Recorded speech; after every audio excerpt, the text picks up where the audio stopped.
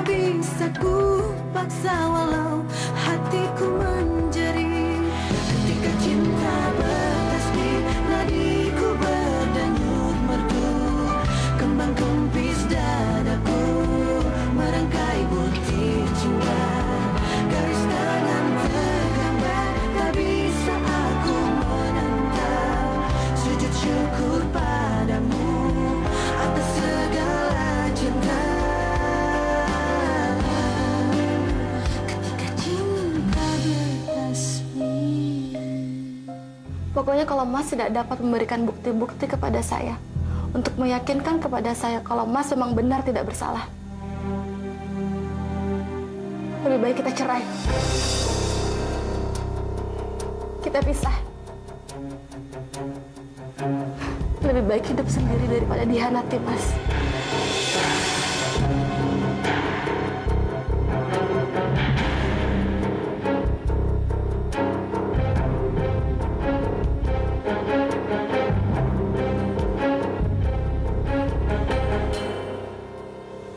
Ana, kau seorang ustazah, kau tahu syariah, kau panutan di daerah ini, Ana. Mengapa mulutmu mudah sekali mengucapkan kata-kata cerai? Apa kau tidak takut dengan Allah, Ana? Ingat, Ana, ingat sabda Rasul. Ayyuma imra'atun sa'alat zawjaha talaqan fi ghairi ba'sin faharaman alaiha raihatal jannah. Perempuan mana saja yang meminta cerai kepada suaminya tanpa alasan apa-apa, maka haram baginya bau surga. Tanpa alasan apa-apa. Lantas bagaimana dengan Aprilia yang berada di dalam kamar dan pengakuan Aprilia? Kau ingin menuduhku apa dengan fakta-fakta itu? Kau ingin menuduhku aku telah berzina? Cukupkah itu, Ana? Kau tahu syariah. Apa kau punya bukti yang kuat dan yang dibenarkan syariah untuk itu? Mas Azam, kamu...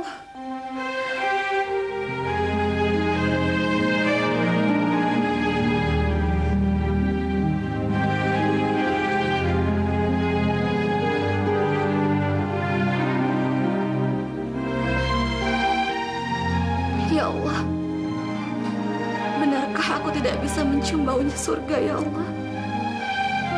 Padahal Mas Azam telah jelas-jelas mengkhianatiku. Ustadz Azam itu merayu saya karena ia ingin mempunyai keturunan. Keturunan? Aprilia, kamu jangan mengarang cita fitnah, saya tampar botol rasa kamu. Mbak Ustadz tanya sendiri saja dengan Ustazah Ana. Ustadz Azam itu tidak bisa mengharapkan keturunan lagi dari Ustazah Ana.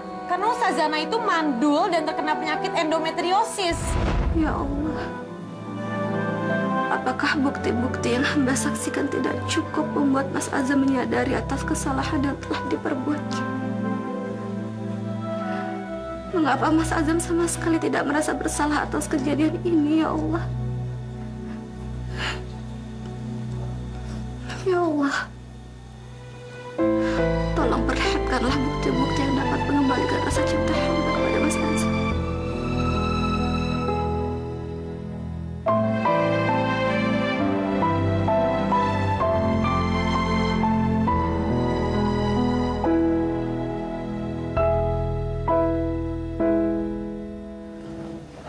Jujurlah kepadaku, Husna. Apakah kamu mempercayai apa yang dikatakan Aprilia? Husna tidak mempercayai apa yang dikatakan Aprilia. Tapi Husna juga tidak bisa membuktikan bahwa Aprilia berbohong. Percayalah kepadaku, Husna. Aku tidak berbohong. Sama sekali tidak berbohong. Insya Allah, Mas Azam.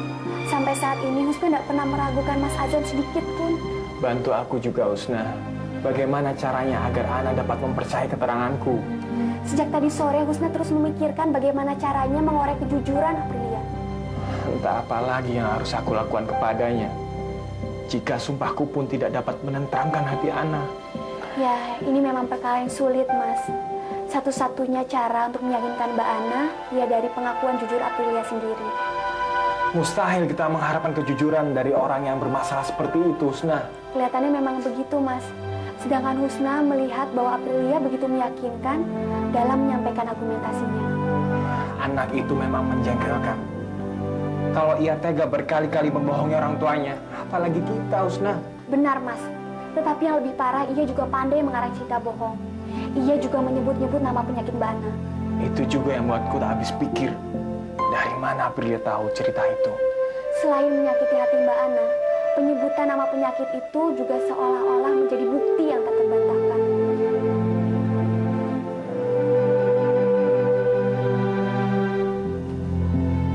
Apakah kita harus melakukan tindakan kekerasan agar Aprilia dapat berkata jujur? Musna kira tindakan kekerasan tidak akan membuatnya merasa kapok. Malahan mungkin akan memperpanjang urusan ini.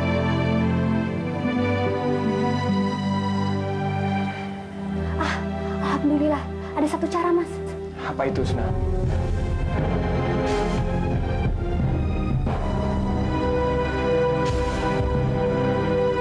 Mau ngisi pengajian di mana, Pur? Di Kebayoran Baru, Bu. Loh, kamu punya grup baru? Eliana mengumpulkan teman-temannya. Pengajian artis. Baru Elena sekarang ya? Kamu yang mengisi? Iya, Bu. Kalau Furko yang jadi peserta, berarti Furko kan artis dong. Kamu nih. Bu, keluar pergi dulu ya. Oh iya. Salam buat Eliana ya. Iya, Bu, insya Allah. Assalamualaikum. Waalaikumsalam. Hati-hati kamu ya. Iya, Bu.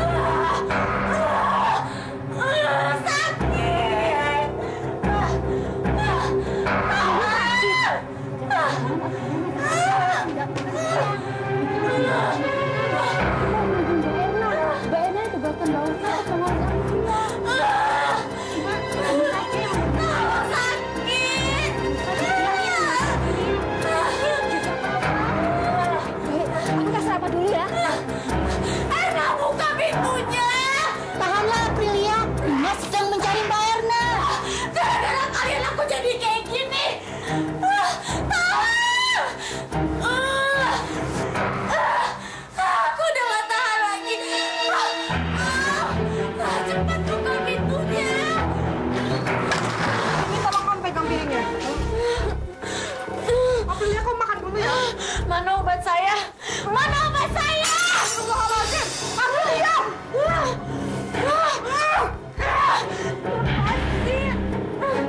Dia sakau lagi? Iya, Bang Hafiz.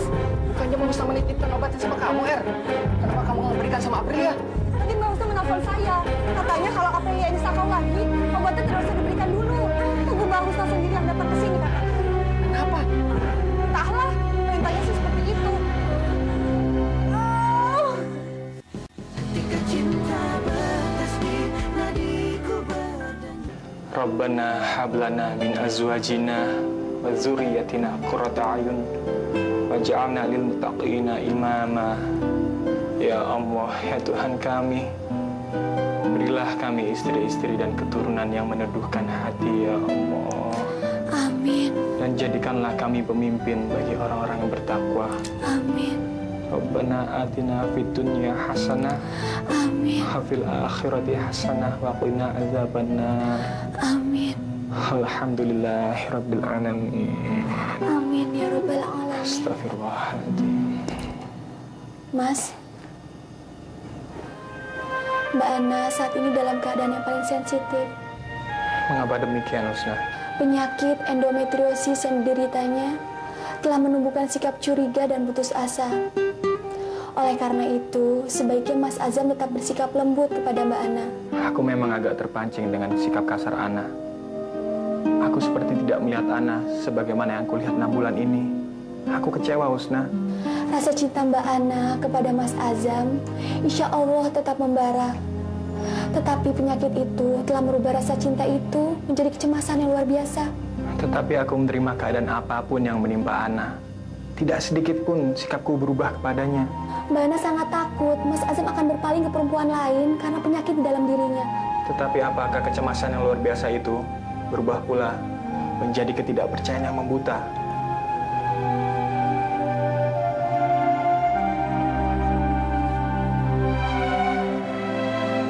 Sekarang Mas Azam harus pulang ke pesantren. Aku malas rasanya kalau harus pulang ke pesantren. Kalau Mas Azam tidak pulang malam ini, akan timbul prasangka yang tidak baik dari para santri maupun dari para pengurus. Mereka akan sangat cemas, Mas. Nampaknya Ana masih sangat marah kepada aku, Nak. Mas Azam jangan terbawa marah pula. Bahkan dia meminta cerai kalau tidak ada bukti yang kuat. Soal cerai, itu kan tergantung Mas Azam. Jika aku bertemu dengan Ana, dan ternyata Ana masih meradang seperti sore tadi, aku takut tidak bisa menahan diri, Nak. Keluar juga nanti ucapan talak itu. Astagfirullahaladzim, itu tidak boleh terjadi, Mas. Aku takut kehilangan kesabaran, Nak. Tuduhan itu sangat kecil. Kesabaran itu tidak boleh hilang, Mas. Pokoknya, Mas Azam harus tidur di pesantren seperti biasanya. Tampaknya kamu yang lebih siap berumah tangga, Nak. Ya tidak begitulah, Mas. Husna memahami keadaan Mbak Ana yang memang mengalami langsung kejadian yang sangat tidak terduga ini. Mulai dari penyakitnya sampai kedatangan Aprilia.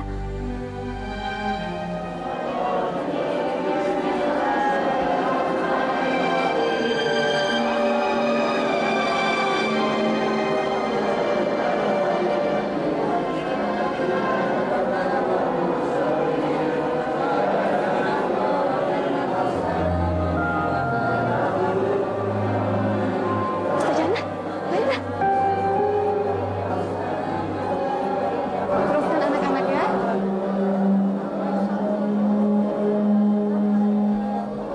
Ada apa, Iman? Aprilia bunuh diri. Apa? Bunuh diri? Iya. Tadi saya mengintip di gudang, terus pergelangan tangannya berdarah-darah. Astagfirullahaladzim. Erna, segera kamu ke gudang, cegah jangan sampai Aprilia bunuh diri. Baik, Mbak Ana. Kalau sampai Aprilia mati, kita bisa dituntut oleh polisi. Ayo segera. Ayo, Ima.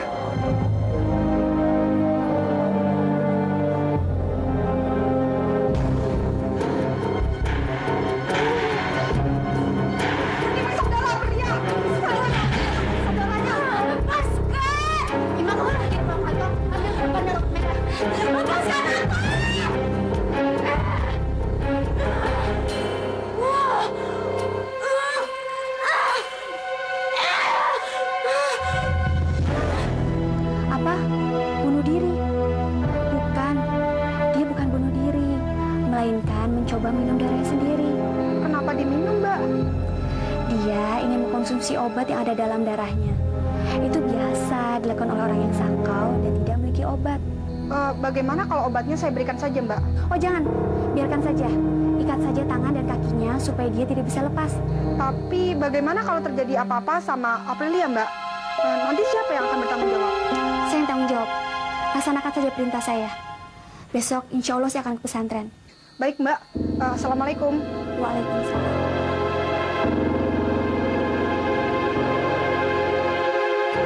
Aprilia, karena kamu tidak mau makan, tidak mau minum, dan bahkan merusak dirimu sendiri, untuk sementara akan kami bunuh kamu.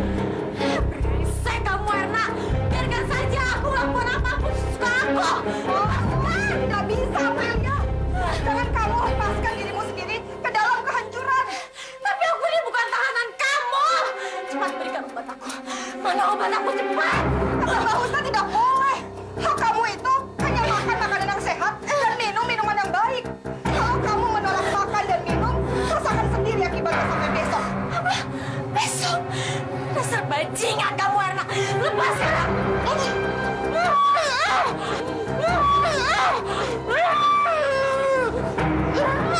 Aprilia kembali sakau. Kehebohan terjadi di pesantren dan santri-santri menjadi gelisah. Mas Azam harus segera kembali ke pesantren. Kasihan mereka dan juga Mbak Ana.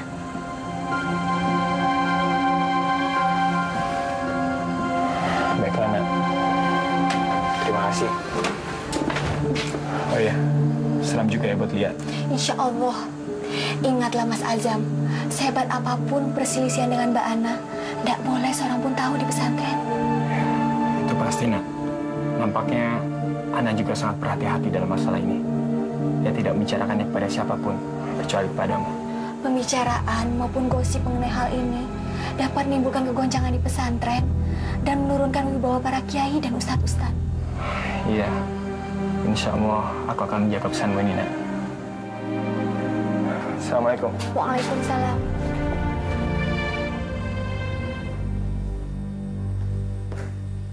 Assalamualaikum. Waalaikumsalam warahmatullahi wabarakatuh.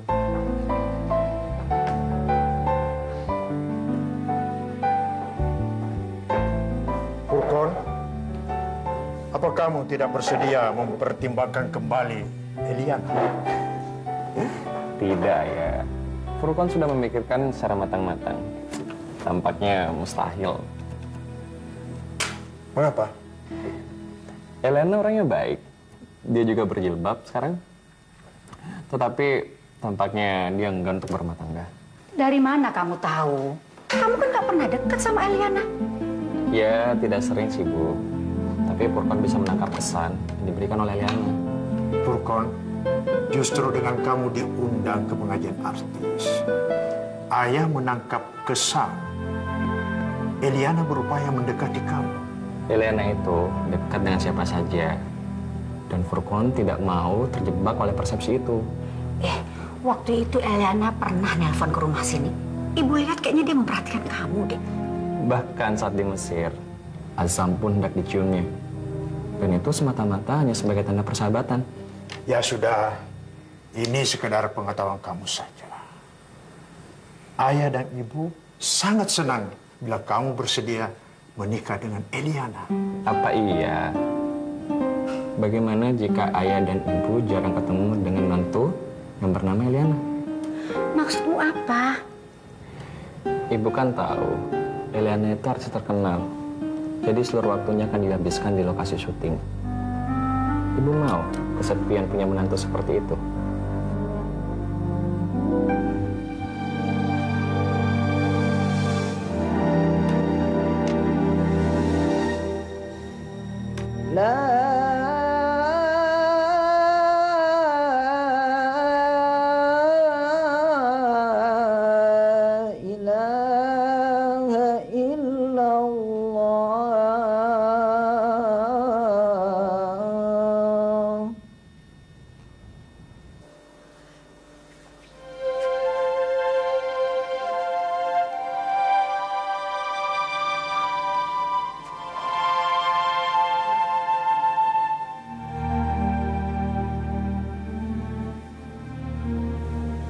Ustadz Azam mana ya? Tadi saya telepon dia berkali-kali, tapi teleponnya lowbat. Ya sudah lah, Rip. Kamu saja yang jadi imam. Maghrib juga kamu kan yang jadi imam. Iya. Tapi yang mau mengajar kitab Kifayatul Akhir siapa? Kamu juga lah, Rip. Kamu kan yang pernah menamatkannya. Mana bisa. Tidak cukup cuma menamatkannya. Tapi butuh pengetahuan ilmu fikih dari kitab-kitab yang lain. Pengetahuanku tentang ilmu fikih masih cetek. Tidak seperti Ustadz Azam.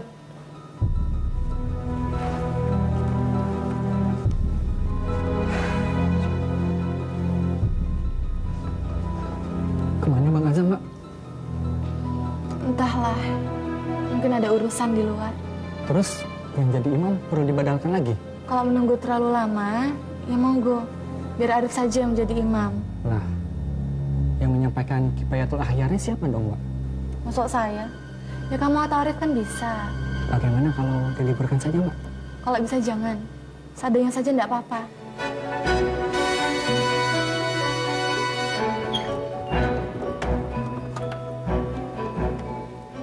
Allahu Akbar, Allahu Akbar. Asyhadu an la ilaha illallah. Asyhadu anna Muhammadar Rasulullah. Hayya 'alas shalah, hayya 'alal falah. Qamatis shalah, qad qamatis shalah. Allahu Akbar, Allahu Akbar. La ilaha illallah.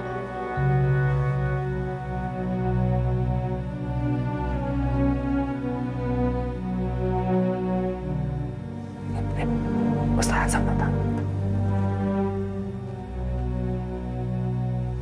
Ustadz. Sudah, Rip. Kamu saja yang imami.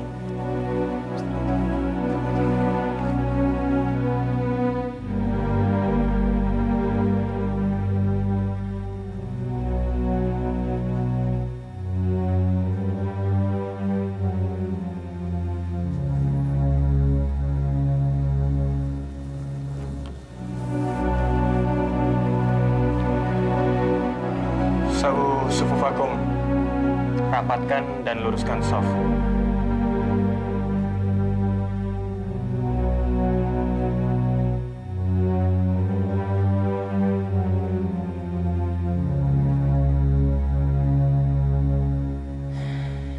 Kemana Mas Azam? Tadi pada waktu Isya dan pengajian Kifayatul Akhyar dia sudah ada di masjid. Tapi mengapa sampai saat ini belum juga pulang ke rumah? Apakah dia tersakiti oleh kata-kataku?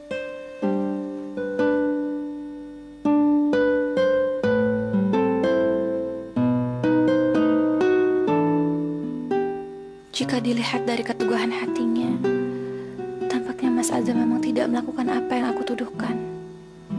Tapi mungkin saja Mas Azam hilaf pada waktu itu. Ucapan Aprilia sepertinya tidak bohong, terutama soal penyakitku. Jika Mas Azam hilaf, seharusnya dialah yang meminta maaf kepadaku dan mengakui kesalahannya. Kenyataannya Aprilia sendiri mengatakan belum terjadi apa-apa antara dirinya dengan Mas Azam. Tapi sweater itu, mengapa Mas Azam sampai memegang sweater Aprilia?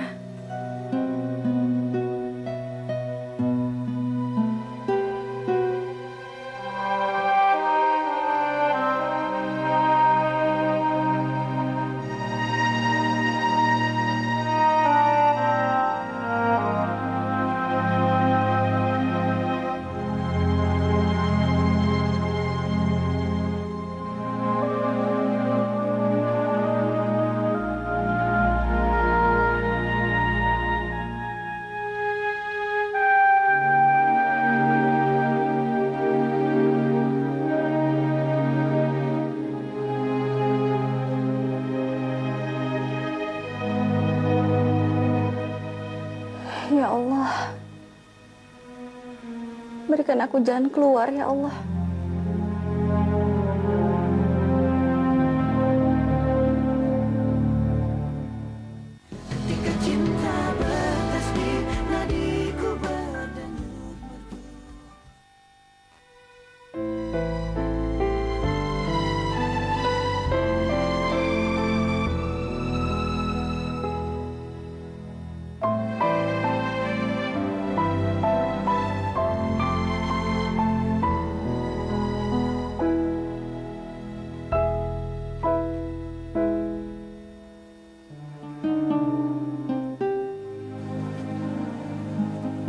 Ada ronda ya? Iya bang, ya Ustaz. Giliran kami yang meronda malam ini. Lama sekali itikafnya bang. Iya, aku sudah lama tidak istikaf di masjid. Sekarang kembali lagi ke rumah ya bang? Iyalah Fes, mau kemana lagi? Aku masih tinggal di sini. Oh ya, bagaimana Aprilia? Dia masih di gudang? Masih bang. Tadi ia sakau lagi. Kata Mbak Erna, jangan diberi dulu obatnya. Akibatnya dia mengamuk tidak karuan. Bagaimana keadaannya sekarang? Tertidur. Aprilia kecapean setelah berjam-jam mengamuk. Jangan-jangan besok terbangun sakau lagi, Bang. Ya sudah. Jaga Aprilia ya, Fes, Bas. Aku mau ke rumah dulu ya.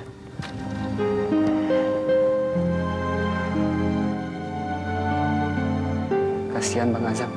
Iya ya.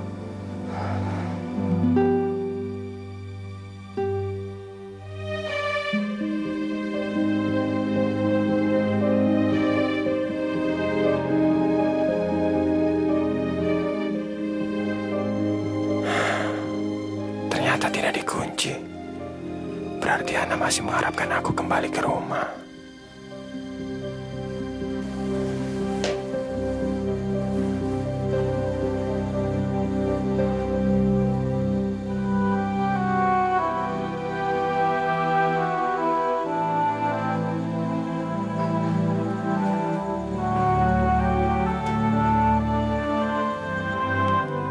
Astagfirullah. Mengapa Ana tidur di sini? Mungkinkah Ayah menantikan aku?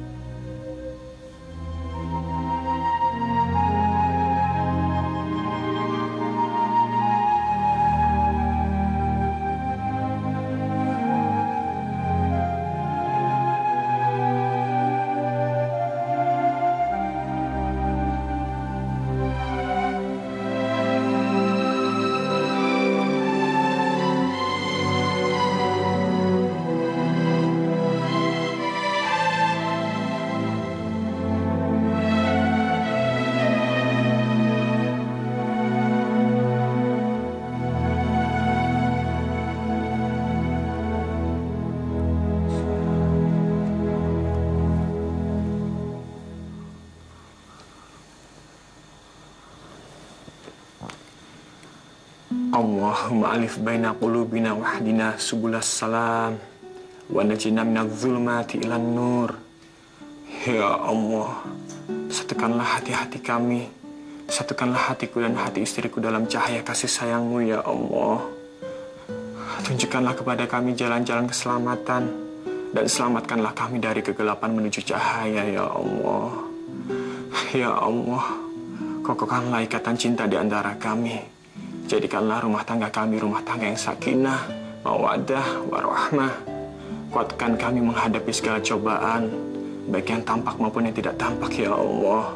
Jagalah iman, Islam, dan keikhlasan hati kami dalam beribadah kepadamu. Rabbana atina fid dunya hasanah wa fil akhirati hasanah wa qina azabannar. Subhana rabbika rabbil izzati amma yasifun wa salamun alal mursalin walhamdulillahirabbil alamin.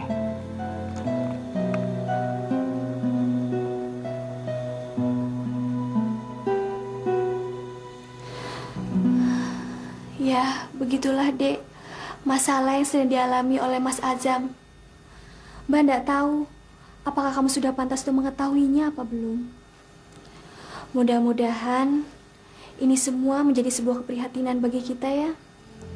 Kalau begitu, kita doakan saja Mas Azam dan Mbak Ana. Kalau ada apa-apa pada keduanya, yang susah pasti pesantren keseluruhannya. Iya, Dek.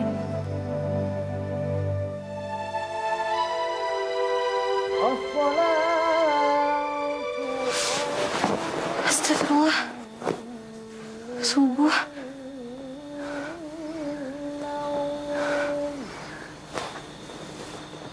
Mas Azam?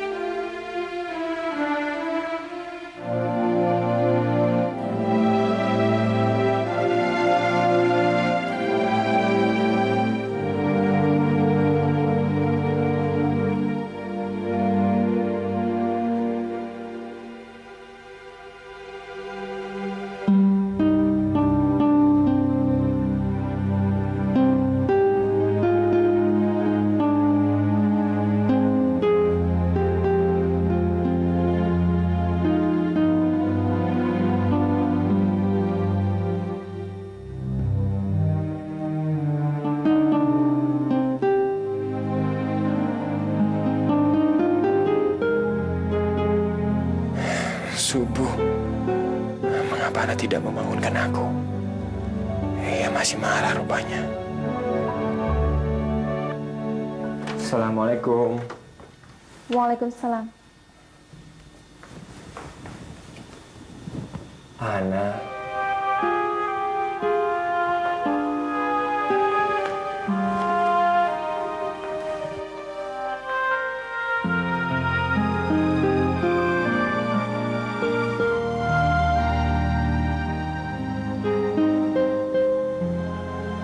Boleh aku dibuatkan teh manis?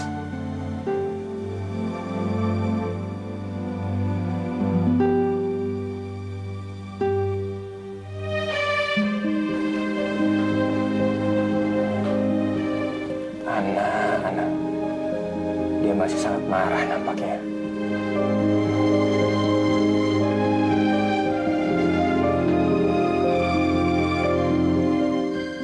Terima kasih, Ana.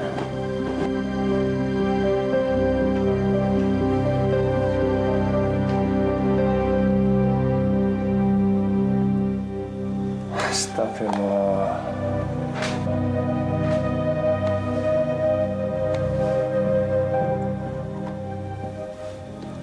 Sudah habis persediaan gula di rumah kita.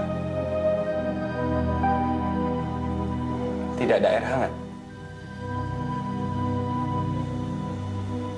Ana, kamu dengar? Yang manis dan hangat itu hanya ada pada Aprilia. Silakan saja minta pada calon istrimu itu. Aprilia. Astagfirullah, Ana. Sampai kapan kamu mau marah kepadaku? Sampai Mas mau mengakui perbuatan Mas yang salah itu. Ana, kalaupun aku ingin menikah lagi, insya Allah tidak dengan perempuan seperti Aprilia. Kamu terlalu terbawa emosi dan perasaan, Ana. Tapi pada kenyataannya Mas yang mendekati Aprilia. Amarahmu telah membuat akal sehatmu itu menjadi beku. Aku masih waras, Ana. Kalaupun aku ingin menikah lagi, insya Allah dengan perempuan yang soleha. Bukan pecandu narkoba. Dan aku yakin, di antara para santriwati, ada yang mau menikah denganku kalau aku mau. Sebaliknya Mas Azam, saya tahu saya punya penyakit yang mungkin Mas tidak bisa mendapatkan keturunan dari saya. Kalaupun Mas ingin menikah lagi dan ingin memperoleh keturunan, saya bisa mempertimbangkannya. Tetapi tidak dengan cara menggoda perempuan pecandu narkoba. Gimana akhlak Mas Azam? Entah apa lagi yang harus katakan kepadamu. Kamu selalu membantah. Jujur, Ana, tidak sedikit pun aku berpikir untuk menikah lagi. Yang aku inginkan hanya kamu, Ana. Ana Altofunisa, putri Kiai Lutfi Hakim yang mulia. Istriku satu-satunya sampai aku mati nanti. Aku tidak akan berbicara lagi soal Aprilia. Percuma saja. Karena pada dasarnya, kamu telah kehilangan kepercayaan kepadaku.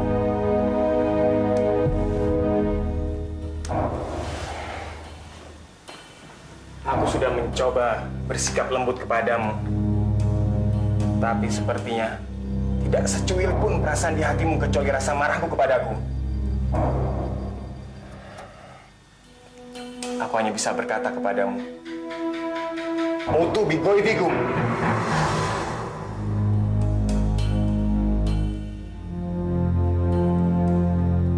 Matilah kamu bersama kemarahanmu.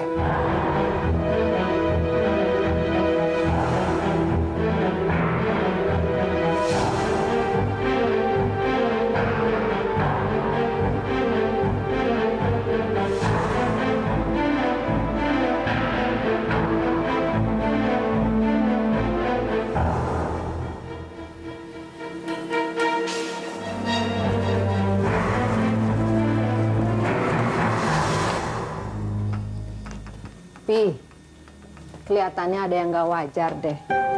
Masa kita mau ketemu sama anak kita sendiri, gak diizinkan?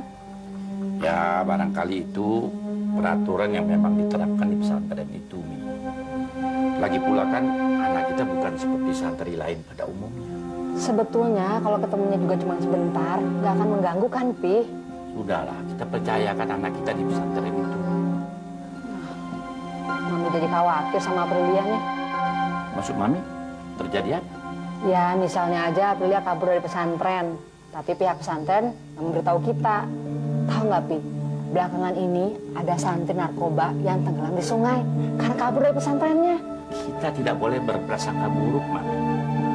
Ustadz Azam pasti tidak akan menyembunyikan sesuatu yang penting menyangkut anak kita. Tapi Mami ingin kepastian, Pi. Ya udah, nanti kita ke sana.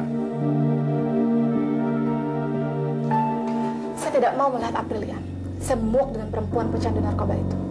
Dia telah menghancurkan rumah tangga saya. Mbak Ana, justru jika Mbak ingin menyelamatkan rumah tangga Mbak Ana, inilah saatnya.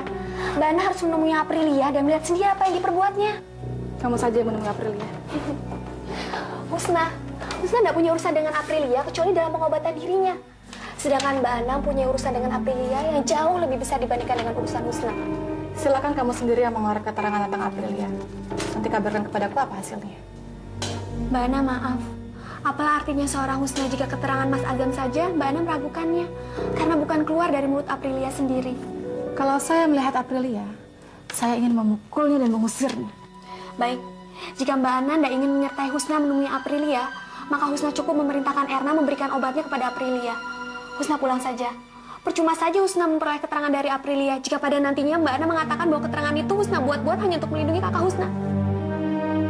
Assalamualaikum. Husna.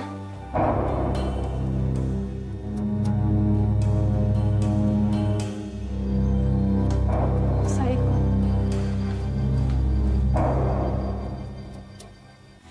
Ketika cinta bertasbih, nadiku berdengung.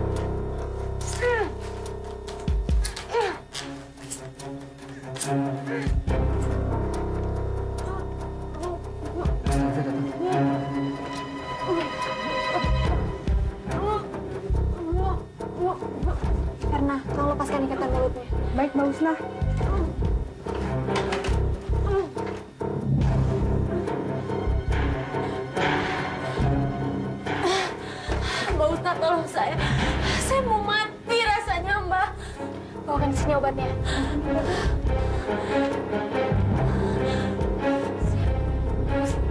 Lepaskan saya. Berikan saya obat itu. Oke, Aprilia. Saya akan memberikan obat ini kepadamu. Tetapi ada syaratnya. Apapun itu akan saya penuhi, Mbak Husna. Saya hanya punya satu permintaan. Kamu harus berkata jujur, mulai dari saat ini dan seterusnya. Baik, Mbak Husna. Saya bersedia. Apa yang terjadi antara kamu dengan Ustadz Azam? Maafkan saya. Saya bersalah. Bersalah bagaimana? Coba jelaskan.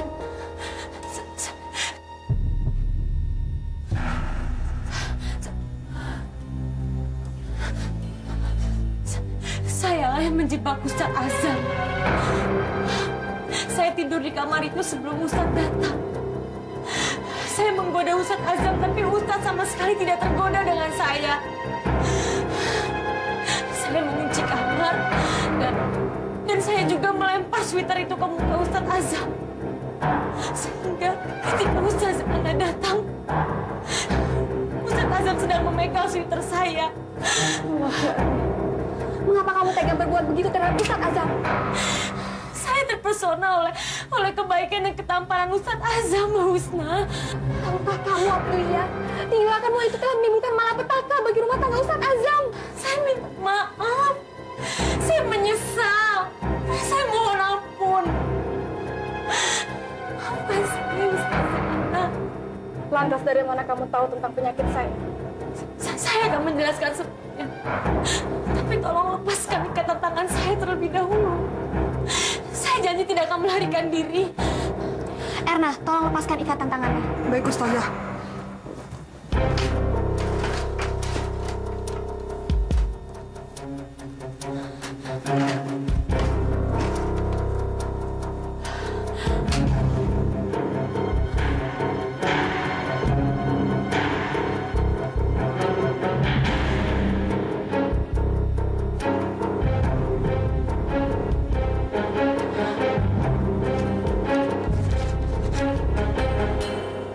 Ya Allah, ini surat dari Dokter Evi.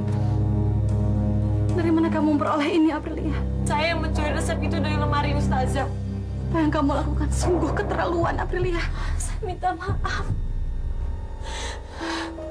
Saya tahu tindakan saya ini telah menyusahkan semua orang di pesantren. Satu lagi, Aprilia. Kamu mengatakan semua hal itu karena kejujuranmu? Atau karena kamu sangat menginginkan obat ini? Semalaman saya tersiksa karena Mbak Husna tidak memberikan obat itu. Badan saya terasa remuk dan dicabik-cabik. Saya serasa ada di neraka. Tetapi saya berkata ini bukan karena obat itu. Karena saya ingin berkata jujur sesuai dengan janji saya. Ya Allah, Mas Azam. Mana telah berlaku zalim kepada Mas Azam. Bukan anak Mas Azam. Berikan obatnya. Tidak kusangka, Aprilia. Ada orang yang tega berbuat sekejam ini kepada Ustazah Ana dan Ustadz Azam. Maafkan Ana, Mas Azam. Bodohnya Ana yang tidak mempercayai Mas Azam. Ana tidak mampu mengendalikan perasaan Ana, Mas. Ana malu, Mas.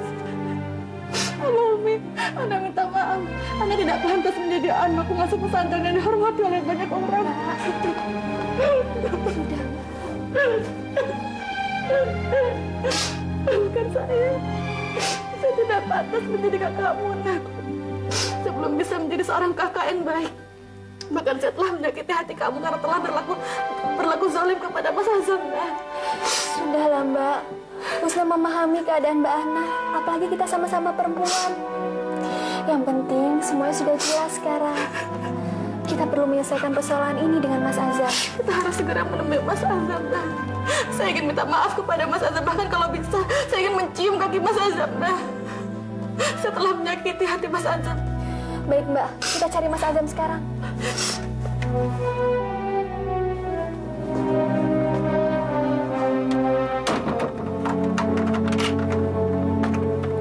Mbak, kita mau kemana? Entahlah, Nak. Mungkin Mas Azam pergi ke Solo. Apa tidak sebaiknya Mbak Ana menelpon Mas Azam dulu untuk mengetahui posisinya di mana? Nomor yang Anda tuju tidak dapat dihubungi. The connection to the selected number cannot be established at the moment. Please try later. Nomor yang Anda tuju saat ini. Ini ada voicemail dari Mas Azam. Ana, kalau kamu benar-benar tidak mempercayai aku dan tidak mau melihat aku lagi, maka apa boleh buat. Dengan berat hati, aku siap jika harus menceraikan kamu.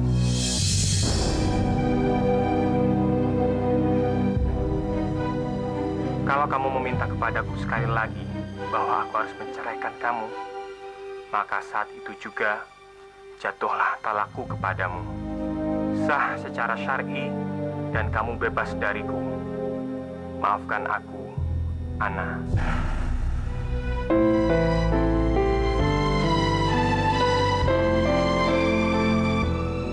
Saya sangat menyesal dengan perlakuan saya kepada Mas Azam.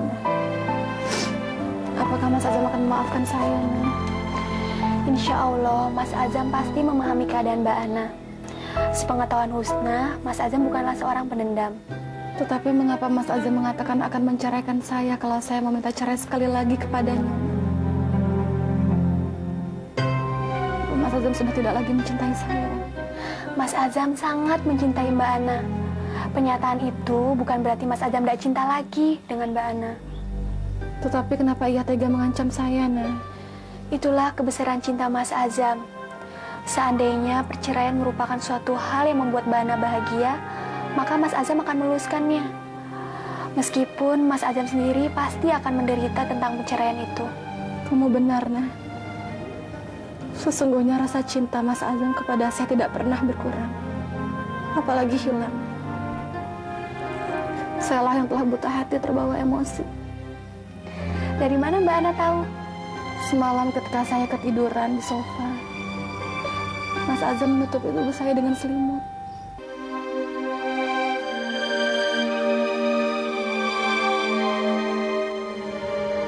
Bahkan Mas Azam tidur di bawah untuk menunjukkan keprihatinannya terhadap peristiwa yang dialaminya.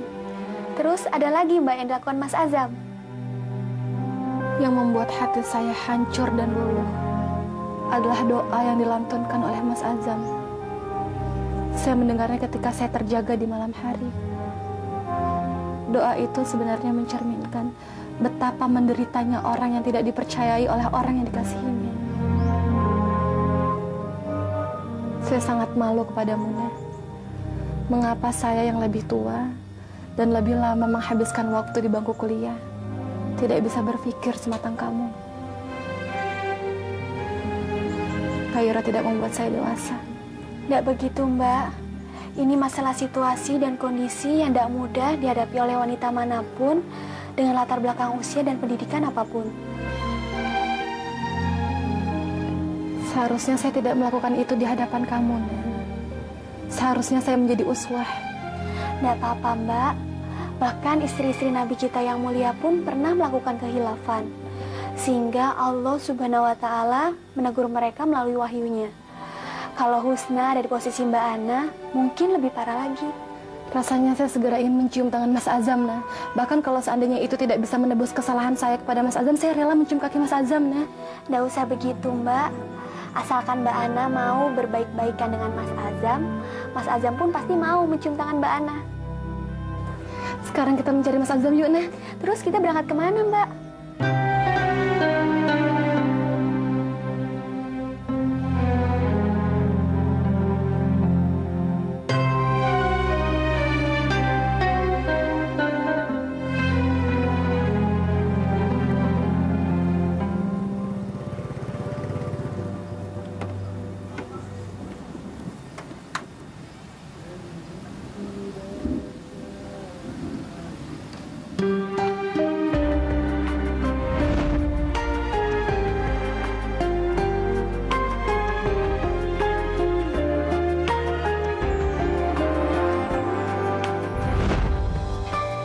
Tampaknya benar apa yang pernah dinasihatkan Ustadz Mujab kepadaku. bahwa kufu dalam pernikahan adalah sesuatu yang penting.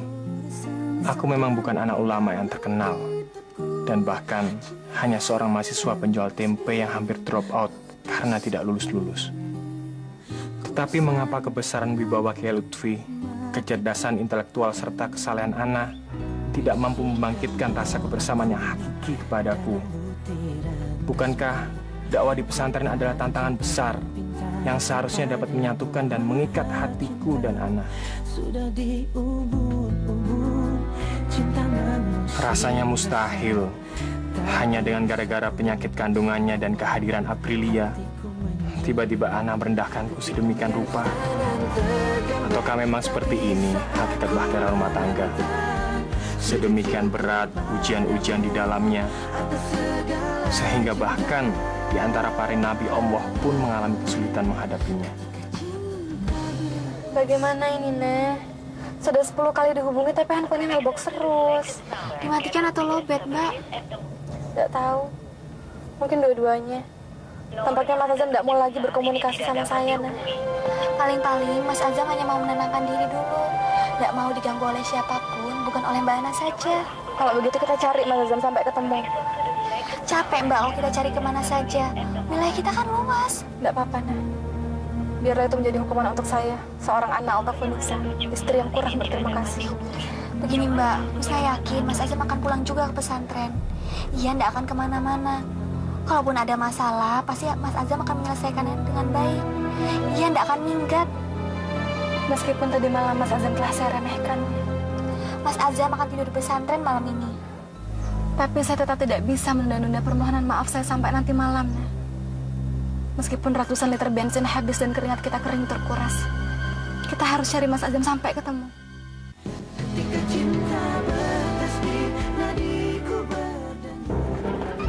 Nggak ada, Mbak. Coba kita cari ke tempat lain. Mungkin di pasar batik, Mbak. Mas Azam kan merintis bisnis batik. Coba saja cari di distributor langganannya.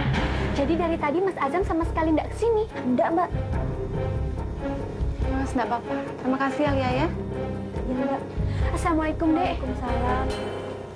Kasihan Mbak Ana. Perasaan cinta dan cemburunya membuatnya menderita. Bagaimana kalau nanti Lia punya suami ya? Nanti sajalah. Lawang yang menghitbah aja belum ada. Kok sudah mikir konflik rumah tangga ya? Husna kan sudah bilang, Mbak. Mbak Ana tenangkan diri di pesantren dan menunggu sampai Mas Azam pulang. Saya ingin segera mendapatkan ridho dari Mas Azam, nah. Begitu Mbak Ana merubah sikap terhadap Mas Azam, Husna kira Mas Azam akan ridho terhadap Mbak Ana.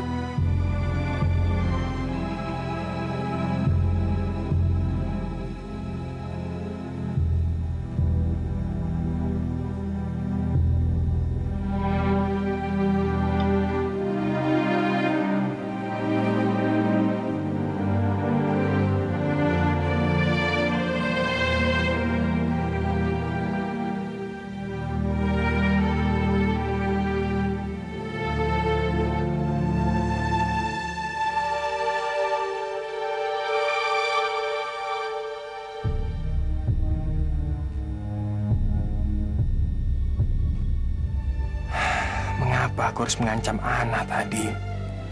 Bagaimana kalau telepon dari Ana ini berisi permintaan cerai? Berarti aku telah resmi menolak dirinya. Aku tak mau mendengarnya. Aku tak perlu telepon balik Ana. Biar saja nanti di pesantren, mungkin keadaannya akan lebih baik. Tapi sekarang, aku mau kemana lagi?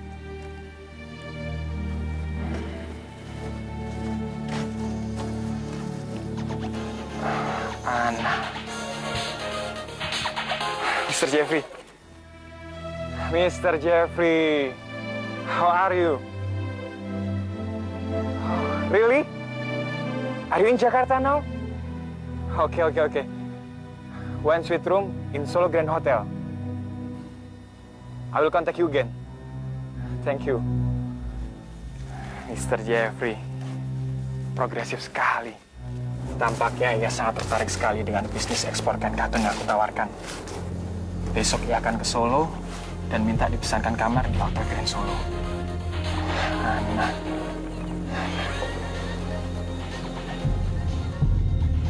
Eliana, ada apa lagi dia? Diterima atau tidak ya? Jangan-jangan membawa masalah lagi.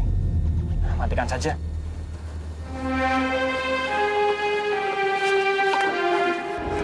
Coba sekali lagi deh.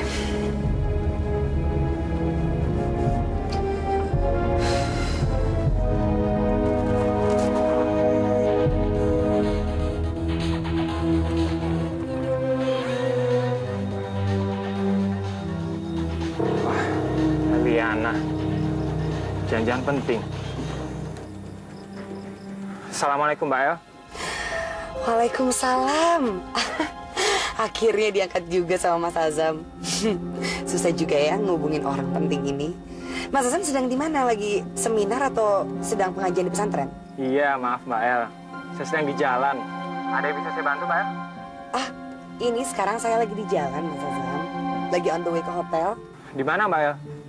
Di Jakarta, di Kairo, atau di... Lagi di Solo, Mas. Wah, kejutan. Ada apa tiba-tiba muncul di Solo? Ini hanya ada job pembuatan video klip iklan lagu dan beberapa gambar harus diambil di Solo. Berapa hari di Solo, Mbak El? Ya mungkin 1 atau 2 hari lah ya, lihat situasi. Saya nginep di Grand Hotel, Mas. Tapi begini, Mas. Saya mau nanya Mas Azam kira-kira punya waktu nggak ya? Soalnya saya sangat perlu untuk konsultasi sama Mas Azam. Boleh, Mbak El. Malam atau sore nanti, Mbak El. Di pesantren saja ya. Sekalian bisa ketemu dan ngobrol-ngobrol dengan Ana. Wah, sebenarnya sih saya pengen sekali ke pesantren, Mas. Tapi kayaknya waktunya sangat mepet sekali dan saya harus langsung ke hotel. Kira-kira bisa bertemu di hotel aja? Bagaimana ya? 10 menit aja, Mas Azam. Nggak lama kok. Di hotel? Udah, Mas Azam tuh nggak perlu khawatir. Soalnya saya itu sedang ditemenin sama om saya yang tinggal di Solo. Oh iya. Baik, Mbak El.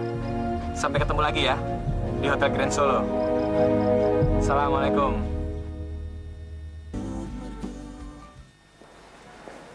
Assalamualaikum. Waalaikumsalam warahmatullahi wabarakatuh. Sehat? Alhamdulillah, Pak Marzuki. Mas, silakan duduk.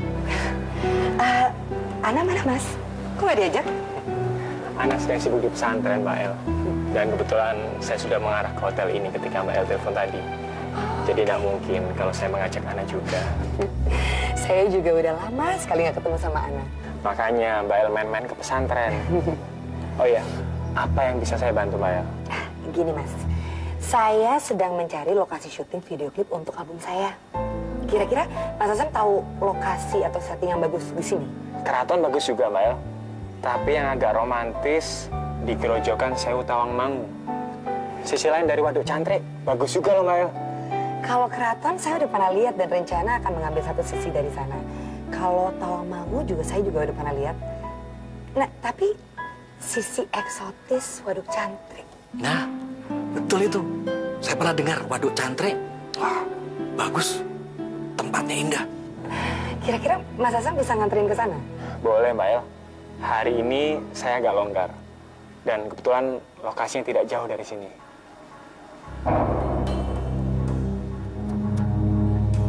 Itu kan Ustadz Azam ya? Iya. Itu pemain sinetron itu siapa jenengnya? Siapa? Eliana ya? Eliana. Iya. Wah, saya harus menemuinya. Yuk kita ketemu yuk. Enggak mau. Yuk. Ya wes aku aja. Ya. Ustadz Azam. Wah, nggak nyangka ya bisa ketemu di sini. Ibu Eva, jamaah pengajian Darul Quran. Iya. Lah, kok Ustadz bisa kenal sama Mbak? Saya Eliana, Bu. Mbak Eliana itu artis sinetron terkenal toh? Saya nggak salah kan? Saya Eliana yang main sinetron, Bu. Masya Allah. Mimpi apa saya bisa ketemu artis terkenal di sini? Tidak terlalu terkenal kok, biasa-biasa saja. Silakan duduk, Bu. Mari. Enggak. Saya enggak perlu duduk. Saya hanya perlu foto sama Mbak Eliana di sini, boleh kan? Tentu boleh, Bu. Pak, maaf, boleh minta tolong fotokan? Sini, biar saya motret. Lebih baik kalau kita fotonya bersama Ustadz Azam juga. Iya benar, Ustadz. Kan nggak 10 tahun sekali saya bisa foto sama ustadz hebat dan artis terkenal. Sebaiknya Ustadz Azamnya di tengah.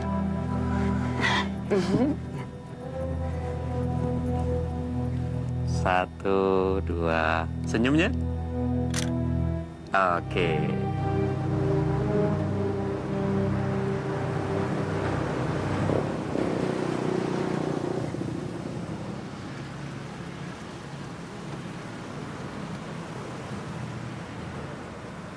Bu Eva. Assalamualaikum Ustazah. Waalaikumsalam warahmatullahi. Dari mana, Bu? Saya dari Grand Hotel menghadiri resepsi pernikahan keponakan saya. Tiba-tiba di sana saya melihat seseorang yang sering saya lihat di TV. Siapa Ibu? Itu loh, artis sinetron terkenal. Namanya Eliana. Eliana? Eliana ada di Solo, Bu? Bukan itu saja kejutannya. Di sana saya juga bertemu dengan Ustadz Azam. Ustadz Azam? Saya masih terkejutkan. Saya juga nggak tahu Ustadz Azam sedang apa. Tapi yang jelas bersama Eliana. Oh ya? Ini lihat deh, fotonya. Tadi saya foto. Hebat ya Eliana. Jadi hati-hati ya. Ustadz Azam itu kan ganteng, tampan, pasti banyak yang suka. Apalagi artis terkenal, ya. Terima kasih ya, Bu. Ustazah. Waalaikumsalam.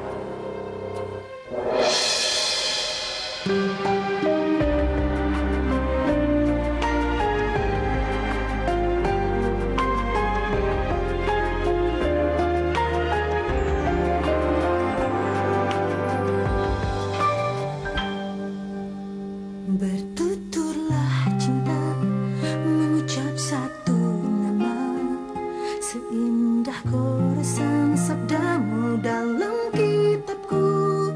Cinta yang bertasbih mengutus hatimu, ku sandarkan hidup dan matiku padamu. Bisikan doaku dalam butiran tasbih, ku panjatkan pintaku padamu maha cinta. Sudah diubur-ubur cinta mengusik rasa, tak bisa ku paksa walau hatiku menjerit. Ketika cinta